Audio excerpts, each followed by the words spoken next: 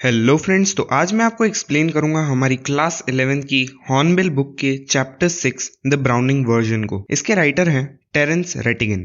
तो इस चैप्टर की स्टार्टिंग में हमें बताया गया है कि ये एक एक्सर्प्ट है द ब्राउनिंग वर्जन का, मतलब एक एक्सट्रैक्ट है या एक पार्ट है एक पूरे जो एक बड़ी स्टोरी है जिसका नाम है द ब्राउनिंग वर्जन। तो उसमें आगे बताया गया है कि ये सीन जो इस चैप्टर में बताया गया है वो एक स्कूल में टेक प्लेस होता है, जहाँ पे उसमें कैरेक्टर्स जो हैं वो है फ्रैंक, क्रॉकर हैरिस, टैपलोव और मिली क्रॉकर हैरिस, जो क्रॉकर हैरिस की वाइफ है। इसमें फ्रैंक एक यंग टीचर है और जो क्रॉकर हैरिस हैं वो एक मिडिल एज टीचर हैं। ये दोनों टीचर्स हैं। और जो टैपलोव है वो 16 इयर्स का एक स्टूडेंट है और जो मिली क्रॉकर हैरिस है वो क्रॉकर हैरिस की वाइफ है, जो लास्ट में इस चैप्टर में आती है। फिर हमें बताया गया है कि फ्रैंक टैपलोव से मिलते हैं जब टैपलोव वहां पे क्रॉकर हैरिस का कुछ एक्स्ट्रा वर्क करने आया होता है, पर क्रॉकर हैरिस अभी तक वहां पे आए नहीं होते हैं। तो फ्रैंक टैपलोव से बात करते हैं क्योंकि वो वहां पर अकेला खड़े होकर इंतजार कर रहा होता है। फ्रैंक पहले पूछते हैं कि क्या वो उन्हें जानते हैं, तो टैपलोव बोलता है कि नहीं, वो उन्हें नहीं जानते, वो पहले कभी नहीं मिले। फिर फ्रैंक उनसे उनका नाम पूछता है, तब वो उनका नाम बताता है अपना, टैपलोव। तो फ्रैंक बोलता है क्या तुम एक साइंटिस्ट हो? टैपलोव बोलता है नहीं सर, मैं अभी लोअर 5th में हूँ, मतलब उसमें अभी काफ़ी टाइम बचा है और हो सकता है कि अगले टर्म तक मैं इसमें स्पेशलाइज कर जाऊँ, पर अभी तक मुझे मेरा रिजल्ट इसमें दिया गया है कि रिमूव नहीं पता है, जिसका मतलब है उनके उधर जो रिजल्ट होता है उन्हें रिमूव कहा गया है। तो बोलता है अभी तक मुझे मेरा रिमूव पता नहीं है, अगर मैं पास हो गया हूँगा तो फिर मैं शायद अगली टर्म तक इसमें स्पेशलाइज कर जाऊं, पर अभी तो कुछ कह नहीं सकते। तो फ्रैंक कहते हैं क्या तुम्हें अभी तक अपना रिजल्ट नहीं मिला? तो टैपलोव कहता है कि नहीं सर, अभी तक तो रिजल्ट तो नहीं मिला क्योंकि हमारे जो टीचर हैं क्रॉकर हैरिस दूसरे टीचर्स की तरह हमें रिजल्ट पहले नहीं बताते हैं। तो फ्रैंक कहता है क्यों? तो टैपलोव कहता है कि सर आपको तो पता ही होगा। तो फ्रैंक बोलता है कि हाँ, ऐसा रूल तो है कि हमें लास्ट डे ऑफ सेमेस्टर पे ही रिजल्ट बताना पड़ता है। तभी टैपलोव कहता है कि यस सर, ऐसा रूल तो है, पर इस पर ध्यान कौन देता है, सिर्फ मिस्टर क्रॉकर हैरिस को छोड़कर। तब फ्रैंक कहता है कि हाँ, आई एडमिट कि हाँ, मैं भी ध्यान नहीं देता हूँ इस क्राइटेरिया पर। तुम्हें अपनी डेस्टिनी जानने के लिए, मतलब तुम्हारी किस्मत में अब क्या लिखा है, ये तो तुम्हें अब कल ही पता चलेगा। तो टैपलोव एक्सेप्ट करता है इस बात को और कहता है यस सर। तब फ्रैंक कहता है कि मेरी तरफ से शुभकामनाएं कि तुम्हारा रिजल्ट अच्छा ही आए। उसके बाद क्या, अगर तुम्हारा रिजल्ट में तुम पास हो जाते हो? तो टैपलोव कहता है साइंस सर, मैं साइंस लूंगा। मतलब इससे हमें पता चलता है कि ये शायद उनकी 10th स्टैंडर्ड होगी और अगले साल उन्हें रिजल्ट के बाद अपना सब्जेक्ट चूज करना होगा। तो वो कहता है कि सर मैं साइंस लूंगा। तो फ्रैंक कहता है थोड़े दुखी टोन में कि हाँ, हमको सब लेजी स्लैकर्स ही मिलते हैं, मतलब जो लेजी पीपल्स होते हैं और जोश जोश में साइंस ले लेते हैं पर वो ध्यान से पढ़ते नहीं है। तभी टैपलोव कहता है एकदम प्रोटेस्टिंग टोन में कि नहीं सर, मैं कोई स्लैकर नहीं हूँ, मैं बहुत इंटरेस्टेड हूँ साइंस में और मुझे इसे पढ़ने में बहुत मजा आता है। तो फ्रैंक कहता है क्या तुम इंटरेस्टेड हो? मैं तो नहीं हूँ, और एटलीस्ट उस साइंस में तो नहीं जो मुझे पढ़ानी पड़ती है। तो टैपलोव कहता है वेल एनीवे सर, कुछ भी हो, मैं तो बहुत इंटरेस्टिंग हूँ, और अपनी बुक की तरफ इंडिकेट करता है और कहता है कि मैं साइंस में तो बहुत ज़्यादा इंटरेस्टेड हूँ इस मग के मुकाबले। मग उस बुक को इंडिकेट करते हुए टैपलोव कहता है, और मग का मतलब होता है डर्ट या फिर एक तरीके से कचरा कह सकते हैं। फ्रैंक कहता है कि ये मग क्या है? तो बोलता है एसिलस सर द एग्रमैनन। मतलब वो एक बुक की तरफ कहता है और बोलता है कि ये बुक एकदम बेकार है, कचरा है ये बुक। तो फिर फ्रैंक कहता है तो क्या ये तुम्हारी बुक एग्रमैनन इज अ मक, ये बेकार है? तो वो बोलता है वेल नो सर। वो बोलता है इतनी बेकार भी नहीं है, इसका प्लॉट जो है बुक का वो बहुत इंटरेस्टिंग है कि एक वाइफ जो होती है वो अपने हस्बैंड का मर्डर कर देती है और इस टाइप का प्लॉट है। प्लॉट तो बहुत अच्छा है, पर मुझे ये बुक इसलिए पसंद नहीं है कि जिस तरीके से हमें पढ़ाया जाता है इस बुक को। मतलब बुक अच्छी है पर जिस तरीके से हमें पढ़ाया गया है, और इसमें जो ग्रीक वर्ड्स यूज किए हैं बहुत सारे, और उसमें कुछ भी गलत हो जाता है तो हम दिक्कत में पड़ जाते हैं, और इस टाइप से मतलब जिस तरीके से हमें पढ़ाया जाता है ये बहुत बेकार लगता है इस बुक के बारे में। तभी फ्रैंक कहता है तुम बहुत ही बिटर साउंड कर रहे हो, मतलब तुम बहुत ही एकदम से कड़वी टोन में बात कर रहे हो, मतलब बहुत बुराई कर रहे हो इसकी। तो वो बोलता है यस सर, अब है तो सही ये बेकार बुक, तो अब मैं इसी टोन में बात करूंगा। तभी फ्रैंक कहता है तो क्या तुम्हें टीचर ने रोक रखा है या तुम्हें कोई पनिशमेंट दी हुई है यहाँ पे? तो टैपलोव कहता है नो सर, पनिशमेंट तो नहीं दी है, एक्स्ट्रा वर्क के लिए रुका हूँ। तो फ्रैंक कहता है एक्स्ट्रा वर्क? वो भी सेमेस्टर के लास्ट डे पे, ये किस टाइप का वर्क है? तभी टैपलॉफ कहता है कि ये सर एक्स्ट्रा वर्क, पर हो सकता है अभी तो मैं दूसरे लोगों की तरह अभी गोल्फ खेल रहा होता। पर एक्चुअली क्या हुआ था, मतलब पिछले हफ्ते मैं एक दिन स्कूल नहीं आया था और मैं एब्सेंट हो गया था, तो इसलिए अब मैं यहाँ पे हूँ। और सर वेदर को देखिए, कितना अच्छा मौसम हो रहा है, अभी मैं दूसरे लोगों की तरह गोल्फ खेल रहा होता अभी। तभी फ्रैंक कहता है कि हाँ बैड लक, अब तुम्हें यहाँ रुकना ही पड़ेगा, पर तुम्हें इसका एक फायदा भी तो है। हो सकता है तुम्हें इसके अच्छे मार्क्स मिल जाए कि तुम एक ऐसे बॉय हो जो टीचर्स के लिए एक्स्ट्रा वर्क करने के लिए तैयार हो जाते हैं शाम को, और इसके कारण कभी वो तुम्हें ज़्यादा मार्क्स दे दें और तुम्हारा रिजल्ट कल अच्छा आ जाए। तो टैपलॉफ कहता है कि ये ज़रूरी नहीं है सर, क्योंकि ऐसा तो पॉसिबल है पर सिर्फ ऑर्डिनरी टीचर्स में। जो हमारे टीचर हैं मिस्टर क्रॉकर हैरिस, वो बहुत स्ट्रिक्टली रूल्स को फॉलो करते हैं, और इस टाइप के रूल्स की अगर कोई एक्स्ट्रा वर्क कर रहा है तो उन्हें ज़्यादा मार्क्स दे दें, ये इस टीचर पर अप्लाई नहीं होते हैं। और वैसे तो वो ये भी बताते हैं कि टैपलॉफ जो होता है वो क्रॉकर हैरिस से फ्रैंकली एक बार पूछ भी लेता है एक दिन पहले कि क्या वो पास हो गए हैं।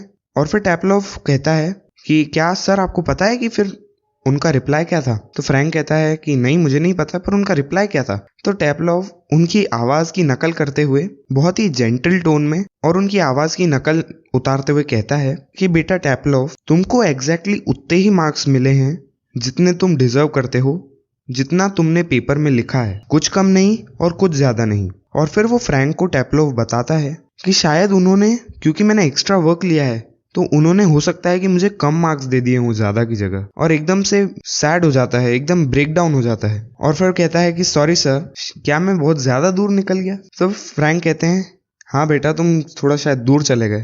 तो टैपलॉफ फिर कहता है कि सॉरी सर, शायद मैं भावनाओं में बह गया था, बुक में लिखा है आई गॉट कैरीड अवे। फिर फ्रैंक कहता है टैपलॉफ, तो एकदम से टैपलॉफ कहता है यस सर। फ्रैंक कहता है क्या तुम रिपीट कर सकते हो कि क्रॉकर हैरिस ने क्या कहा था? तो एकदम से वापस से टैपलॉफ उनकी आवाज में रिपीट करता है यही चीज कि उन्हें एग्जैक्टली उतने ही मार्क्स मिले हैं जितना उन्हें लिखा है, थोड़े कम भी नहीं और ज्यादा भी नहीं। तभी फ्रैंक कहते हैं थोड़े से सीवियर टोन में, एक काम करो, तुम अपनी एसएलएस ही पढ़ो और शांत रहो। तभी टैपलॉफ कहता है डिसलाइक टोन में, एसएलएस? तभी फ्रैंक कहता है वैसे तुम्हें क्रॉकर हैरिस ने किस टाइम पे आने के लिए कहा था?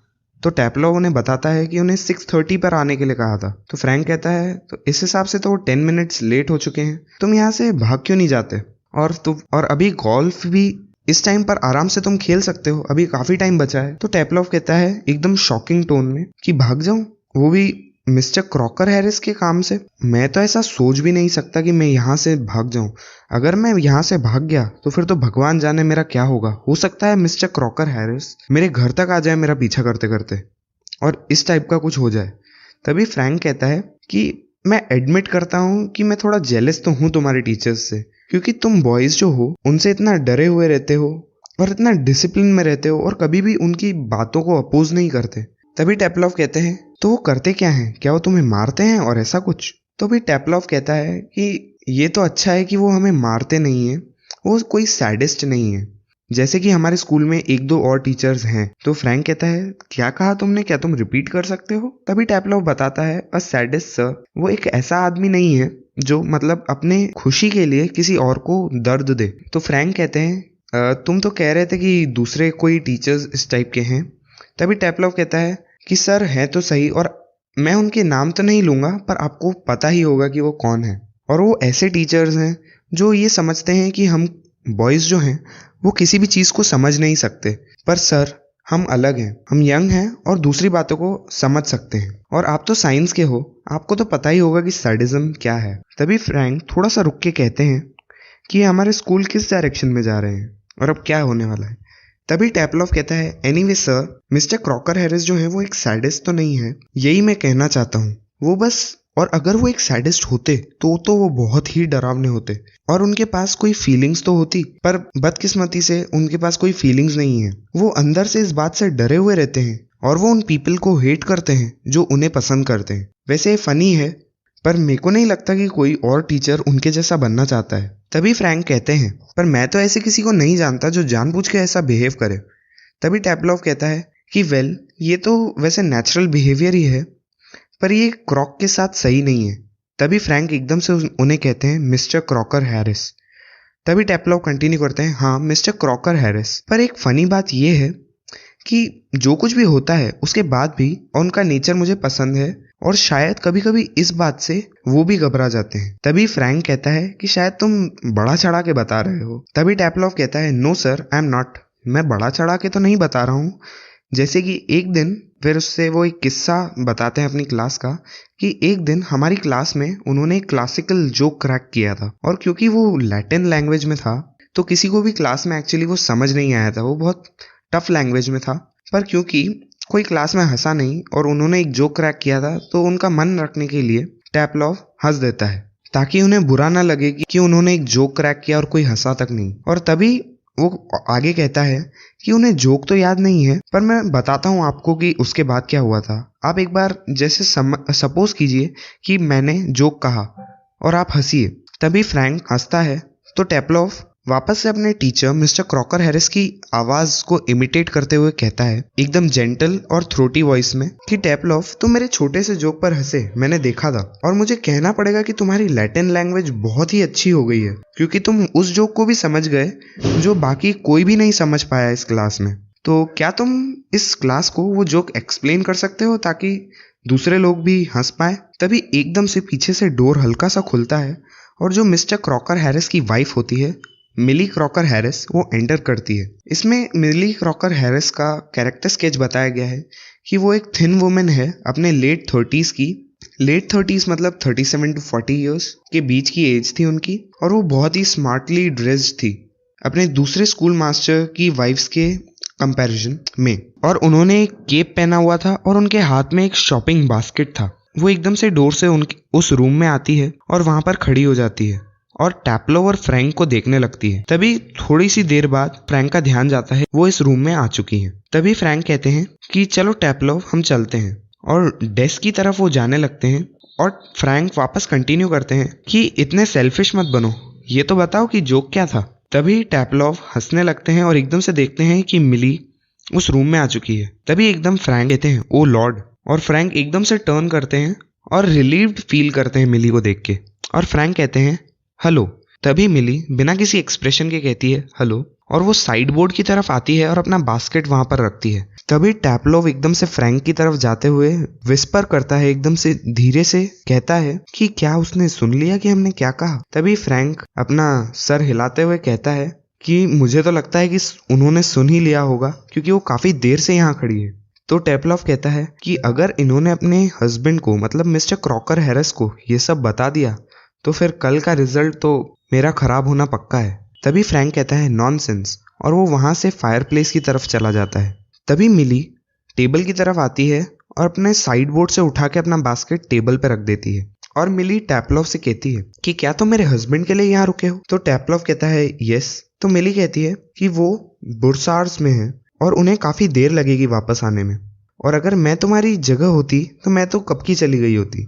तभी टेपलॉव डाउटफुली कहता है कि मुझे तो कहा गया था कि मुझे यहाँ पर आना है इसलिए मैं आ गया हूँ। तो मिली कहती है कि तुम भाग क्यों नहीं जाते, क्वार्टर ऑफ अ हावर के लिए मतलब 45 मिनट्स के लिए तुम भाग क्यों नहीं जाते और फिर वापस आ जाना। तो टेपलॉव कहता है और वो अगर मेरे आने से पहले मिस्टर क्रॉकर हैरिस यहाँ आ गए तो। तभी मिली स्माइल कर कर कहती है कि मैं इसका ब्लेम ले लूंगी। वो अपने बास्केट से एक प्रिस्क्रिप्शन उठाती है मिस्टर क्रॉकर हैरिस की दवाइयों का और उसे दे देती है और कहती है कि अगर वो यहाँ आ गए तो मैं उन्हें कह दूंगी कि वो आपकी ही दवाइयाँ लेने के लिए चला गया था और ये केमिस्ट के पास ले जाना और ये दवाइयाँ ले आना। तभी टेपलॉव सोचता है कि हाँ अगर टीचर आ जाएंगे तो मैं उन्हें कह दूंगा ये प्रिस्क्रिप्शन और दवाइयाँ दिखा के कि मैं आपका ही काम करने गया था और वो उन्हें कुछ नहीं बोलेंगे।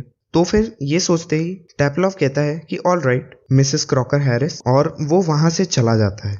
तो इसी के साथ खत्म होता है ये चैप्टर द ब्राउनिंग वर्जन। तो अगर आपको ये वीडियो पसंद आई हो तो प्लीज़ इस वीडियो को लाइक करें और अगर आप ऐसी वीडियोस को देखते रहना चाहते हैं तो इस चैनल को सब्सक्राइब करें। तो अब मैं आपसे मिलता हूँ अगली वीडियो में। Thank you.